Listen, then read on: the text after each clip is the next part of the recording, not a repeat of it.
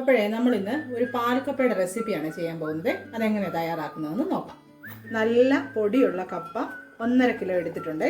അത് ആവശ്യത്തിന് ഉപ്പ് ചേർത്ത് കൊത്തിയരിഞ്ഞ് അടുപ്പിൽ അതായത് വേവിച്ചെടുത്തിട്ടുണ്ട്. ഇനി ഇത് നമുക്ക് വെള്ളം ഊറ്റി കളയാം. നമ്മുടെ കപ്പ വെന്ത് ഊറ്റി ഒരു കിഴുത്ത പാത്രത്തിലേക്ക് മാറ്റി വെച്ചു. ഇനി ഒരു കടായി നമുക്ക് അടുപ്പിലേക്ക് വയ്ക്കാമേ. അതിലേക്ക് ഒരു 2 ടേബിൾ സ്പൂൺ വെളിച്ചെണ്ണ ഒഴിച്ചു. വെളിച്ചെണ്ണ ചൂടായി വന്നിട്ടുണ്ട്. ഒരു 1/2 ടേബിൾ സ്പൂൺ കടുക് ഇട്ട് കൊടുക്കാം. അപ്പോൾ കടുക് നന്നായി പൊട്ടി വന്നിട്ടുണ്ട്. അതിലേക്ക് ഒരു 4 കൊച്ചുള്ളി വട്ടത്തിലരിഞ്ഞത് ഇട്ട് കൊടുക്കാം. അതൊന്ന് ഇളക്കി കൊടുത്തിട്ട് ആവശ്യത്തിന് കറിവേപ്പിലയും ഒരു 3 വറ്റൽമുളക് ഒടിച്ചും കൂടെ ചേർത്ത് കൊടുക്കാം. അപ്പോൾ നമ്മുടെ താളിപ്പെല്ലാം മൂത്ത് വന്നപ്പോൾ നമ്മൾ ആ ഊറ്റി വെച്ചിരുന്ന കപ്പ അതിലേക്ക് ചേർത്തു.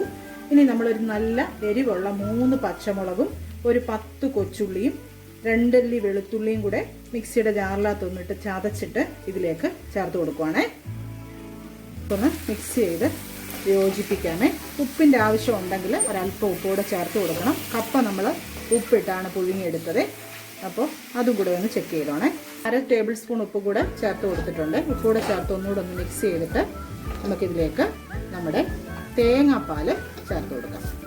അപ്പോൾ നമ്മുടെ പച്ചമുളക് ചേർത്തരച്ച അരപ്പിൻ്റെ പച്ചമണമൊക്കെ മാറി നല്ല ക്ലിയർ ആയിട്ട് വന്നിട്ടുണ്ട്. ഇനി ഇതിലേക്ക് നമ്മൾ ഒരു തേങ്ങയുടെ പാലാണ്, 1-ാം പാല് 2-ാം പാൽ അങ്ങനെയൊന്നുമില്ല, ഒരു തേങ്ങയുടെ പിഴിഞ്ഞു കിട്ടിയ മുഴുവൻ പാലും ഇതിലേക്ക് ചേർത്ത് കൊടുക്കുവാണേ.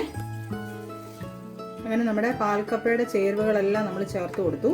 അപ്പോൾ ഈ തേങ്ങാപ്പാൽ ഇതിനകത്ത് ഒന്ന് കുറുകി പറ്റി കഴിയുമ്പോൾ നമ്മുടെ പാൽക്കപ്പ ഡിഷ് തയ്യാറായി കഴിഞ്ഞു. അങ്ങനെ നമ്മുടെ ടേസ്റ്റി ആയിട്ടുള്ള പാൽക്കപ്പ തയ്യാറായി കഴിഞ്ഞു. ഇത് നോൺ വെജ് ഒക്കെ ചേർത്ത് കഴിക്കാം. അടിപൊളി ഐറ്റമാണ്. എല്ലാവരും ട്രൈ ചെയ്ത് നോക്കണം. അപ്പോൾ അടുത്ത വീഡിയോയിൽ കാണാം. ബൈ.